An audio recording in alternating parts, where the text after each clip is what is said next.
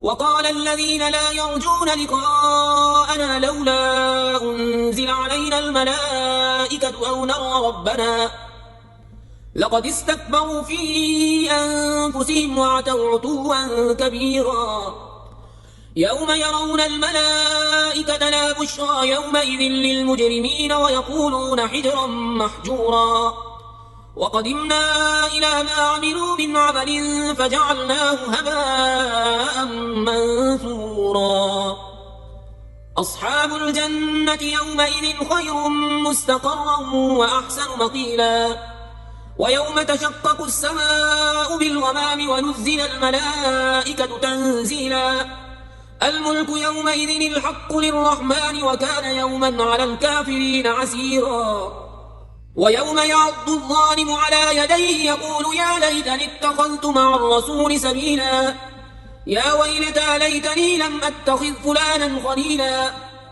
لقد أضلني عن الذكر بعد إذ جاءني وكان الشيطان للإنسان خذولا وقال الرسول يا رب إن قوم اتخذوا هذا القرآن مهجورا وكذلك جعلنا لكل نبي عدوا من المجرمين وكفى بربك هاديا ونصيرا وقال الذين كفروا لولا نزل عليه القرآن جملة واحدة كذلك لنثبت به فؤادك ورتلناه ترتيلا ولا يأتونك بمثل إلا جئناك بالحق وأحسن تفسيرا الذين يحشرون على وجوههم إلى جهنم أولئك شر مكانا وأضل سبيلا ولقد آتينا موسى الكتاب وجعلنا معه أخاه هارون وزيرا فقلنا اذهبا إلى القوم الذين كذبوا بآياتنا فدمرناهم تدميرا وقوم نوح لما كذبوا الرسل أغرقناهم وجعلناهم للناس آية وأعتدنا للظالمين عذابا أليما وعادا وثمود وأصحاب الرس وقرونا بين ذلك كثيرا وكلا ضربنا له الأمثال وكلا تبرنا تتبيرا ولقد أتوا على القرية التي أمطرت مطر السوء أفلم يكونوا يرونها بل كانوا لا يرجون نشورا وإذا رأوك إن يتخذونك إلا هزوا أهذا الذي بعث الله رسولا إن كاد ليضلنا عن آلهتنا لولا أن صبرنا عليها وسوف يعلمون حين يرون العذاب من أضل سبيلا أرأيت من اتخذ إلهه هواه أفأنت تكون عليه وكيلا أم تحسب أن أكثرهم يسمعون أو يعقلون إنهم إلا كالأنعام بل هم أضل سبيلا ألم تر إلى ربك كيف مد الظل ولو شاء لجعله ساكنا ثم جعلنا الشمس عليه دليلا ثم قبضناه إلينا قبضا يسيرا وهو الذي جعل لكم الليل لباسا والنوم سباتا وجعل النهار نشورا وهو الذي أرسل الرياح بشرا بين يدي رحمته وأنزلنا من السماء ماء طهورا لنحيي به بلدة ميتا ونسقيه مما خلقنا أنعاما وأناسيا كثيرا ولقد صرفناه بينهم ليذكروا فأبى أكثر الناس إلا كفورا ولو شئنا لبعثنا في كل قرية نذيرا فلا تطع الكافرين وجاهدهم به جهادا كبيرا وهو الذي مرج البحرين هذا عذب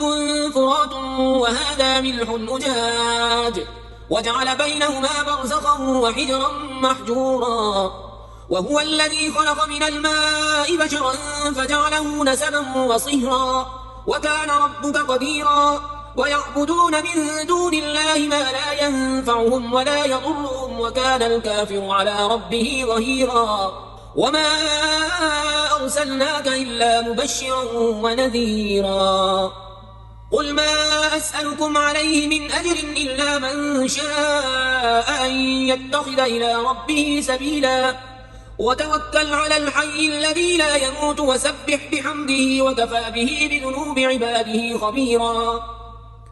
الذي خلق السماوات والأرض وما بينهما في 6 أيام ثم استوى على العرش الرحمن فاسأل به خبيرا. وإذا قيل لهم اسجدوا للرحمن قالوا وما الرحمن أنسجد لما تأمرنا وزادهم نفورا. تبارك الذي جعل في السماء بروجا وجعل فيها سراجا وقمرا منيرا. وهو الذي جعل الليل والنهار خلفة لمن أراد أن يذكر أو أراد شكورا. وعباد الرحمن الذين يمشون على الأرض هونا وإذا خاطبهم الجاهلون قالوا سلاما. والذين يبيتون لربهم سجدا وقياما. والذين يقولون ربنا اصرف عنا عذاب جهنم إن عذابها كان غراما إنها ساءت مستقرا ومقاما. والذين إذا أنفقوا لم يسرفوا ولم يقتروا وكان بين ذلك قواما. والذين لا يدعون مع الله إلها آخر ولا يقتلون النفس التي حرم الله إلا بالحق ولا يزنون ومن يفعل ذلك يلقى أثاما يضاعف له العذاب يوم القيامة ويخلد فيه مهانا إلا من تاب وآمن وعمل عملا صالحا فأولئك يبدل الله سيئاتهم حسنات وكان الله غفورا رحيما. ومن تاب وعمل صالحا فإنه يتوب إلى الله متابا. والذين لا يشهدون الزور وإذا مروا باللغو مروا كراما. والذين إذا ذكروا بآيات ربهم لم يخروا عليها صما وعميانا. والذين يقولون ربنا هب لنا من أزواجنا وذرياتنا قرة أعين واجعلنا للمتقين إماما. أولئك يجزون الغرفة بما صبروا ويلقون فيها تحية وسلاما خالدين فيها حسنت مستقرا ومقاما. قل ما يعبأ بكم ربي لولا دعاؤكم فقد كذبتم فسوف يكون لزاما. بسم الله الرحمن الرحيم. طاسيم تلك آيات الكتاب المبين. لعلك باخع نفسك ألا يكونوا مؤمنين إن نشأ ننزل عليهم من السماء آية فظلت أعناقهم لها خاضعين. وما يأتيهم من ذكر من الرحمن محدث إلا كانوا عنه معرضين. فقد كذبوا فسيأتيهم أنباء ما كانوا به يستهزئون. أولم يروا إلى الأرض كم أنبتنا فيها من كل زوج كريم إن في ذلك لآية وما كان أكثرهم مؤمنين وإن ربك لهو العزيز الرحيم. وإذ نادى ربك موسى أن ائت القوم الظالمين قوم فرعون ألا يتقون قال رب إني أخاف أن يكذبون ويضيق صدري ولا ينطلق لساني فأرسل إلى هارون ولهم علي ذنب فأخاف أن يقتلون قال كلا فاذهبا بآياتنا إنا معكم مستمعون فأتيا فرعون فقولا إنا رسول رب العالمين أن أرسل معنا بني إسرائيل قال ألم نربك فينا وليدا ولبثت فينا من عمرك سنين وفعلت فعلتك التي فعلت وأنت من الكافرين قال فعلتها إذا وأنا من الضالين ففررت منكم لما خفتكم فوهب لي ربي حكما وجعلني من المرسلين وتلك نعمة تمنها علي أن عبدت بني إسرائيل قال فرعون وما رب العالمين قال رب السماوات والأرض وما بينهما إن كنتم موقنين قال لمن حوله ألا تستمعون قال ربكم ورب آبائكم الأولين قال إن رسولكم الذي أرسل إليكم لمجنون قال رب المشرق والمغرب وما بينهما إن كنتم تعقلون قال لئن اتخذت إلها غيري لأجعلنك من المسجونين قال أولو جئتك بشيء مبين قال فأت به إن كنت من الصادقين فألقى عصاه فإذا هي ثعبان مبين ونزع يده فإذا هي بيضاء للناظرين قال للملأ حوله إن هذا لساحر عليم يريد أن يخرجكم من أرضكم بسحره فماذا تأمرون قالوا أرجه وأخاه وابعث في المدائن حاشرين يأتوك بكل سحار عليم فجمع السحرة لميقات يوم معلوم وقيل للناس هل أنتم مجتمعون لعلنا نتبع السحرة إن كانوا هم الغالبين فلما جاء السحرة قالوا لفرعون أئن لنا لأجرا إن كنا نحن الغالبين قال نعم وإنكم إذا لمن المقربين قال لهم موسى ألقوا ما أنتم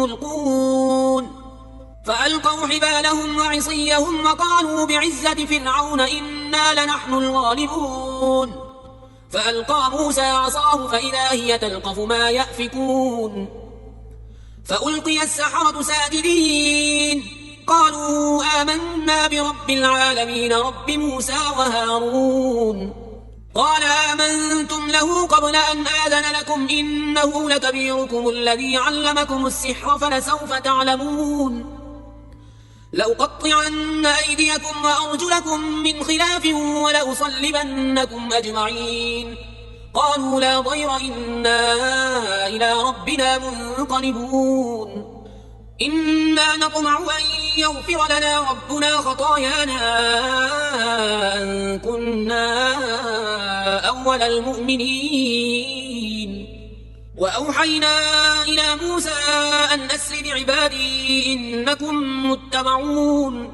فأرسل فرعون في المدائن حاشرين إن هؤلاء لشرذمة قليلون وإنهم لنا لغائظون وإنا لجميع حاذرون فأخرجناهم من جنات وعيون وكنوز ومقام كريم كذلك وأورثناها بني إسرائيل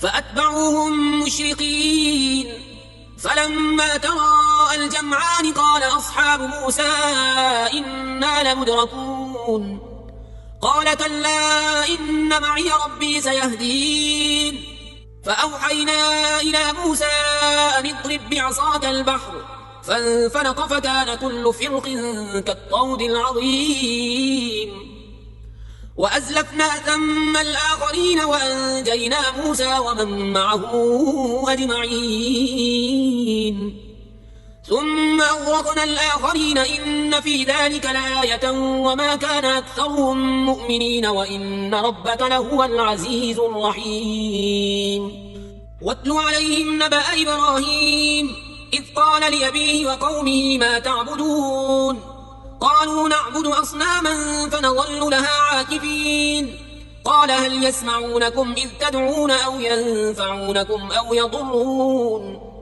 قالوا بل وجدنا آباءنا كذلك يفعلون قال أفرأيتم ما كنتم تعبدون أنتم وآباؤكم الأقدمون فإنهم عدو لي إلا رب العالمين الذي خلقني فهو يهدين والذي هو يطعمني ويسقين وإذا مرضت فهو يشفين والذي يميتني ثم يحيين والذي أطمع أن يغفر لي خطيئتي يوم الدين رب هب لي حكما وألحقني بالصالحين واجعل لي لسان صدق في الآخرين واجعل لي من ورثة جنة النعيم واغفر لأبي إنه كان من الضالين ولا تخزني يوم يبعثون يوم لا ينفع مال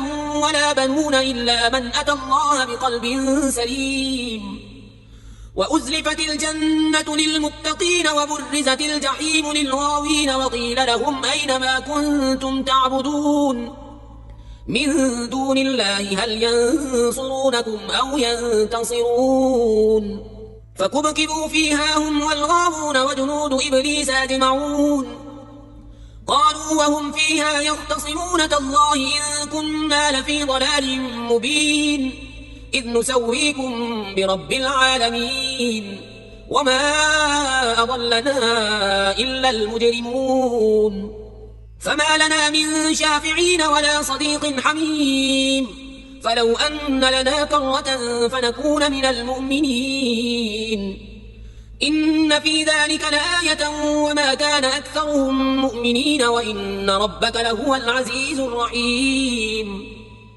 كذبت قوم نوح المرسلين إذ قال لهم أخوهم نوح ألا تتقون إني لكم رسول أمين فاتقوا الله وأطيعون وما أسألكم عليه من أجر إن أجري إلا على رب العالمين فاتقوا الله وأطيعون قالوا أنؤمن لك واتبعك الأرذلون قال وما علمي بما كانوا يعملون إن حسابهم إلا على ربي لو تشعرون وما أنا بطارد المؤمنين إن أنا إلا نذير مبين قالوا لئن لم تنته يا نوح لتكونن من المرجومين قال رب إن قومي كذبون فافتح بيني وبينهم فتحا ونجني ومن معي من المؤمنين فأنجيناه ومن معه في الفلك المشحون ثم أغرقنا بعد الباقين إن في ذلك لآية وما كان أكثرهم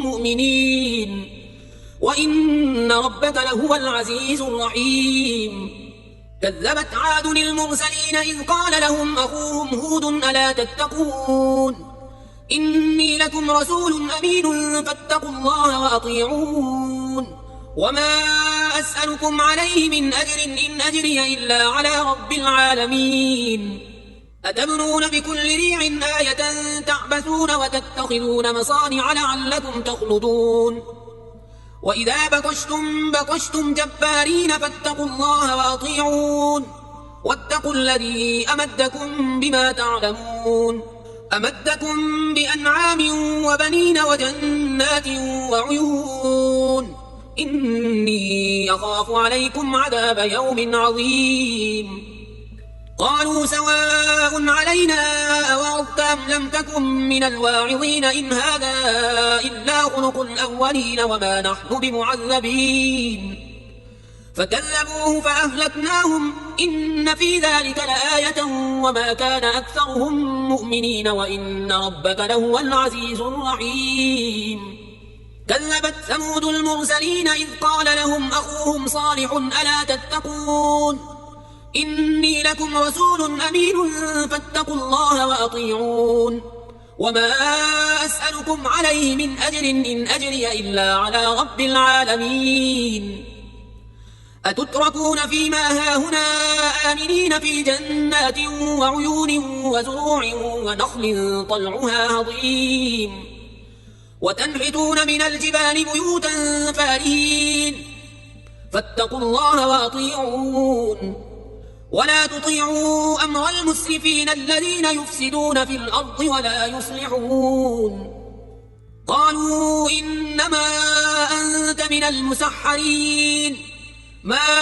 أنت إلا بشر مثلنا فأت بآية إن كنت من الصادقين قال هذه ناقة لها شرب ولكم شرب يوم معلوم ولا تمسوها بسوء فيأخذكم عذاب يوم عظيم فعقروها فأصبحوا نادمين فأخذهم العذاب إن في ذلك لآية وما كان أكثرهم مؤمنين وإن ربك لهو العزيز الرحيم. كذبت قوم لوط المرسلين إذ قال لهم أخوهم لوط ألا تتقون إني لكم رسول أمين فاتقوا الله وأطيعون وما أسألكم عليه من أجر إن أجري إلا على رب العالمين. أتأتون الذكران من العالمين وتذرون ما خلق لكم ربكم من أزواجكم بل أنتم قوم عادون. قالوا لئن لم تنته يا لوط لتكونن من المخرجين. قال إني لعملكم من القالين رب نجني وأهلي مما يعملون. فنجيناه وأهله أجمعين إلا عجوزا في الغابرين. ثم دمرنا الآخرين وأمطرنا عليهم مطرا فساء مطر المنذرين. إن في ذلك لآية وما كان أكثرهم مؤمنين وإن ربك لهو العزيز الرحيم. كذب أصحاب الأيكة المرسلين إذ قال لهم شعيب ألا تتقون إني لكم رسول أمين فاتقوا الله وأطيعون وما أسألكم عليه من أجر إن أجري إلا على رب العالمين. أوفوا الكيل ولا تكونوا من المخسرين وزنوا بالقسطاس المستقيم ولا تبخسوا الناس أشياءهم ولا تعثوا في الأرض مفسدين واتقوا الذي خلقكم والجبلة الأولين. قالوا إنما أنت من المسحرين وما أنت إلا بشر مثلنا وإن نظنك لمن الكاذبين. فأسقط علينا كسفا من السماء إن كنت من الصادقين. قال ربي أعلم بما تعملون. فكذبوه فأخذهم عذاب يوم الظلة إنه كان عذاب يوم عظيم. إن في ذلك لآية وما كان أكثرهم مؤمنين وإن ربك لهو العزيز الرحيم. وإنه لتنزيل رب العالمين نزل به الروح الأمين على قلبك لتكون من المنذرين بلسان عربي مبين وإنه لفي زبر الأولين. أولم يكن لهم آية أن يعلمه علماء بني إسرائيل ولو نزلناه على بعض الأعجمين فقرأوه عليهم ما كانوا به مؤمنين كذلك سلكناه في قلوب المجرمين. لا يؤمنون به حتى يروا العذاب الأليم فيأتيهم بغتة وهم لا يشعرون فيقولوا هل نحن منظرون.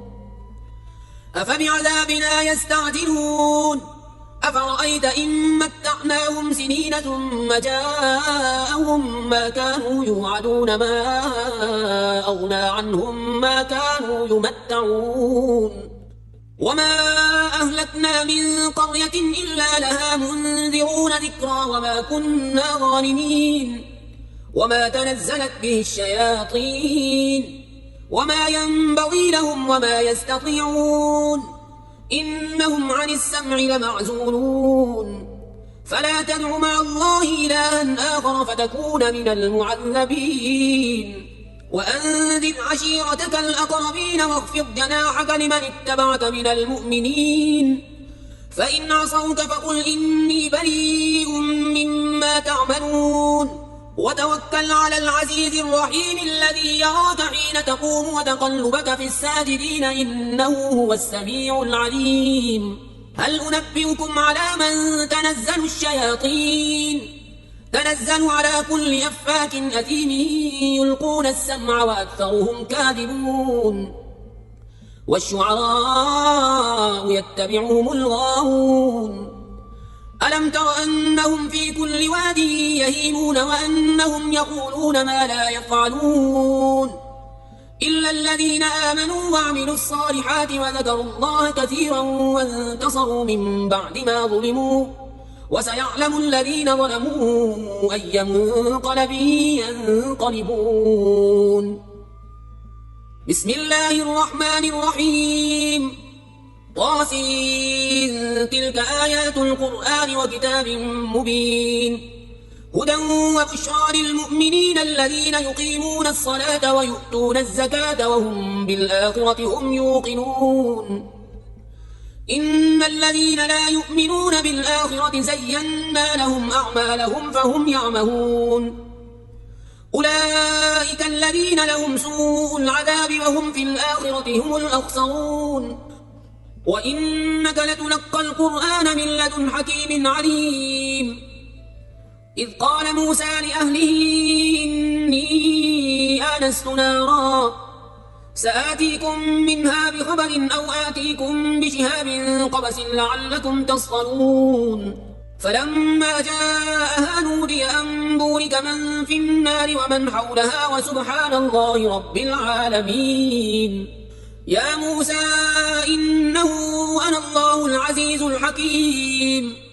وألق عصاك فلما رآها تهتز كأنها جان ولا مدبرا ولم يعقب. يا موسى لا تخف إني لا يخاف لدي المرسلون. إلا من ظلم ثم بدل حسنا بعد سوء فإني غفور رحيم. وأدخل يدك في جيبك تخرج بيضاء من غير سوء في 9 آيات إلى فرعون وقومه إنهم كانوا قوما فاسقين.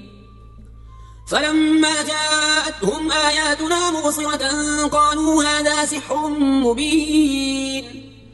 وجحدوا بها واستيقنتها أنفسهم ظلما وعلوا فانظر كيف كان عاقبة المفسدين.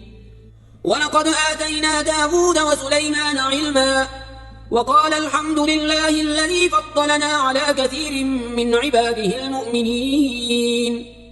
وورث سليمان داود وقال يا أيها الناس علمنا منطق الطير وأوتينا من كل شيء إن هذا لهو الفضل المبين. وحشر لسليمان جنوده من الجن والإنس والطير فهم يوزعون.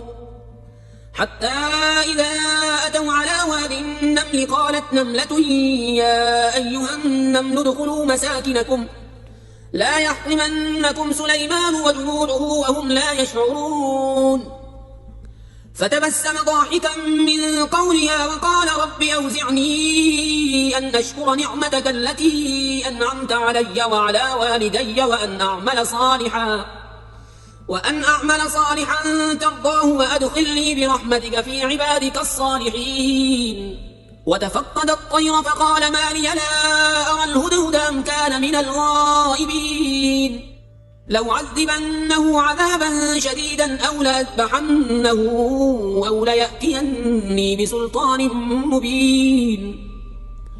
فمكث غير بعيد فقال أحطت بما لم تحط به وجئتك من سبأ بنبأ يقين. إني وجدت امرأة تملكهم وأوتيت من كل شيء ولها عرش عظيم. وجدتها وقومها يسجدون للشمس من دون الله وزين لهم الشيطان أعمالهم فصدهم عن السبيل فهم لا يهتدون. ألا يسجدوا لله الذي يخرج الخبأ في السماوات والأرض ويعلم ما تخفون وما تعلنون. الله لا إله إلا هو رب العرش العظيم. قال سننظر أصدقت أم كنت من الكاذبين. اذهب بكتابي هذا فألقه إليهم ثم تول عنهم فانظر ماذا يرجعون. قالت يا أيها الملأ إني ألقي إلي كتاب كريم إنه من سليمان وإنه بسم الله الرحمن الرحيم ألا تعلوا علي وأتوني مسلمين. قالت يا أيها الملأ وافتوني في أمري ما كنت قاطعة أمرا حتى تشهدون. قالوا نحن أولو قوة وأولو بأس شديد والأمر إليك فانظري ماذا تأمرين. قالت إن الملوك إذا دخلوا قرية أفسدوها وجعلوا أعزة أهلها أذلة وكذلك يفعلون وإني مرسلة إليهم بهدية فناظرة بما يرجع المرسلون فلما جاء سليمان قال أتمدونني بمال فما آتاني الله خير مما آتاكم بل أنتم بهديتكم تفرحون ارجع إليهم فلنأتينهم بجنود لا قبل لهم بها ولنخرجنهم منها أذلة وهم صاغرون قال يا أيها الملأ أيكم يأتيني بعرشها قبل أن يأتوني مسلمين قال عفريت من الجن أنا آتيك به قبل أن تقوم من مقامك وإني عليه لقوي أمين قال الذي عنده علم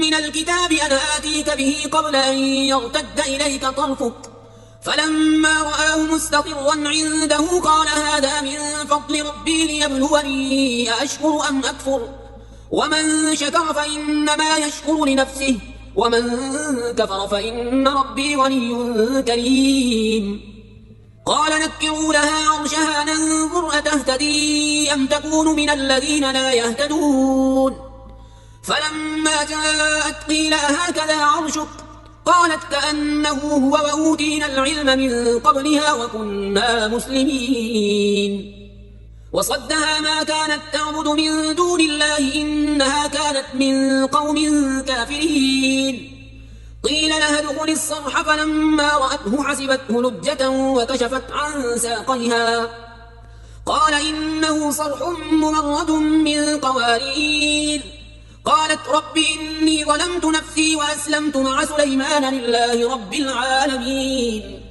ولقد أرسلنا إلى ثمود أخاهم صالحا أن اعبدوا الله فإذا هم فريقان يختصمون قال يا قوم لم تستعجلون بالسيئة قبل الحسنة لولا تستغفرون الله لعلكم ترحمون قالوا اطيرنا بك وبمن معك قال طائركم عند الله بل أنتم قوم تفتنون وكان في المدينة 9 رهط يفسدون في الأرض ولا يصلحون قالوا تقاسموا بالله لنبيتنه وأهله ثم لنقولن لوليه ما شهدنا مهلك أهله وإنا لصادقون ومكروا مكرا ومكرنا مكرا وهم لا يشعرون فانظر كيف كان عاقبة مكرهم أنا دمرناهم وقومهم أجمعين فتلك بيوتهم خاوية بما ظلموا إن في ذلك لآية لقوم يعلمون وأنجينا الذين آمنوا وكانوا يتقون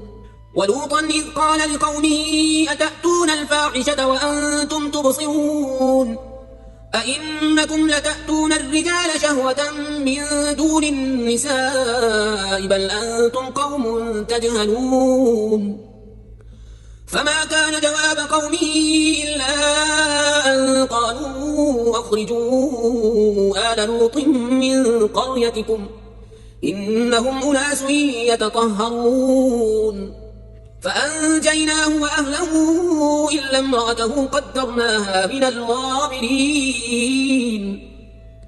وأمطرنا عليهم مطرا فساء مطر المنذرين قل الحمد لله وسلام على عباده الذين اصطفى الله خير أما يشركون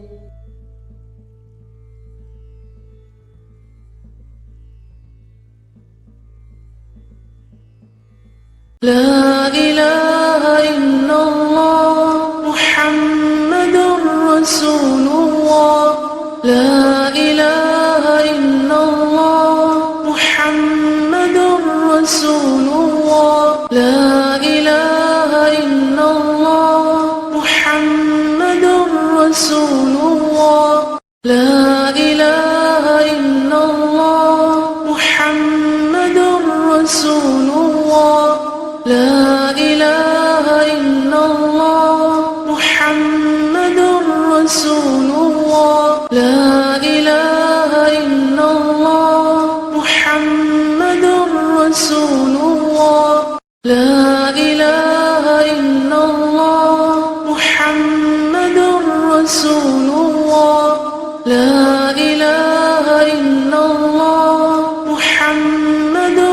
رسول